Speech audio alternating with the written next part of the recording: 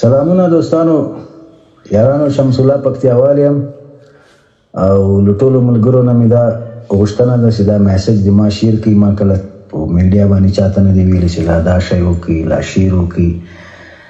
او چې کومې خبرې په میډیا باندې کړي دي، مبارزه هم کړې ده، ښه هم کړي، بد کړي، چې هر شی هم کړي دي، که موږ ښکنځاوې کړي دي، نو خلک په دې زه شاهدان لرم چې زه په مکه کې لایو راغلی وم. ما ته په مکه کې هم خلکو د خورو د مور ښکنځا کړې دي.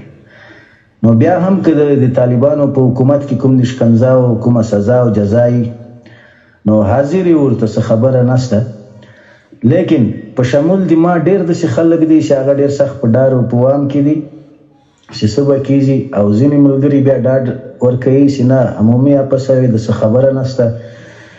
که چېرته عمومي افسه وي خو تر دې خو ښه خبره نشته. او که چېرې بیا هغه خبرې چې نه پلان کې تا په یو وخت کې داسې ویلي وو، تا ولاکه پرېږده، ما ولاکه وکړم، دا ولاکه وکړم. زه خو کوم نظامي سړی یم نه چې کوم جنرال خو زه یم نه چې زه له عسکرو له سلاو سره ورسم. دغه کابل کې په یو کونج کې ناست یم. نو که چېرې افسه وي خو موږ به هم خپل روزګار شروع کړو چې څه وخت که نه پرېښولو په وطن کې راته ویلي چې ځې بل وطنه څه وخت تیارې سفارتونه خلاص شو، په خپله باندې به ولاړ شو یو لوري ته.